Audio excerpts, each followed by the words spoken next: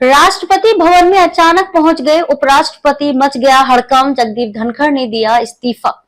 देश के शीर्ष संवैधानिक पदों पर हुई हालिया हलचल ने सियासी गलियारों में हलचल मचा दी है।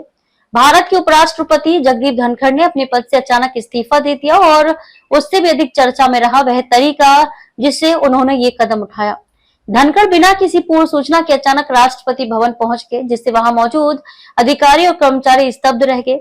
राष्ट्रपति भवन जहां हर गतिविधि सटीक प्रोटोकॉल और समयबद्धता के अनुसार होती है, वहां इस तरह की अप्रत्याशित एंट्री ने सबको चौंका दिया।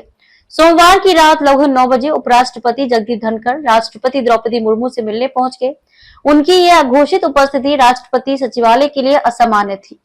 राष्ट्रपति भवन में मौजूद एडीसी सैन्य सचिव को जब उनकी मौजूदगी का पता चला तो तत्काल उन्हें सूचित किया गया और जल्दबाजी में एक बैठक आयोजित की गई।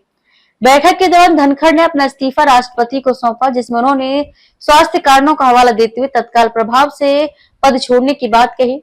बैठक खत्म होते ही उन्होंने रात 9:25 पर सोशल मीडिया प्लेटफॉर्म एक्स पर अपने इस्तीफे की सार्वजनिक घोषणा कर दी।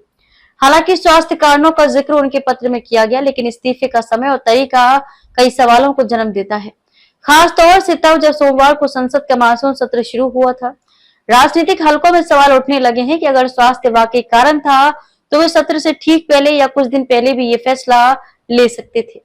एक विपक्षी नेता ने कहा, यदि इस्तीफा देना ही था तो सत्र से पहले या सुबह दे देते, लेकिन संसद सत्र के पहले दिन की शाम को अचानक इस्तीफा देना सवाल खड़े करता है। और भी हैरान करने वाली बात यह है कि सोमवार शाम 4 बजे तक उपराष्ट्रपति सचिवालय की ओर से ये जानकारी दी गई थी जगदीप धनखड़ इस सप्ताह जयपुर जाने वाले हैं, यानी कि उनकी दिनचर्या और कार्यक्रम सामान्य थे। इसी कारण उनका अचानक इस्तीफा देना इस पूरे घटनाक्रम को और भी रहस्यमय बना देता है। ये बात जरूर है कि जगदीप धनखड़ की स्वास्थ्य स्थिति को लेकर मार्च से जुलाई के बीच कई बार खबरें सामने आई थी। मीडिया रिपोर्ट्स में बताया गया था कि उन्हें कुछ बार अस्पताल में भर्ती होना पड़ा। हालांकि उनके कार्यालय की ओर से कभी कोई विस्तृत बुलेटिन या स्थिति स्पष्ट नहीं की गई।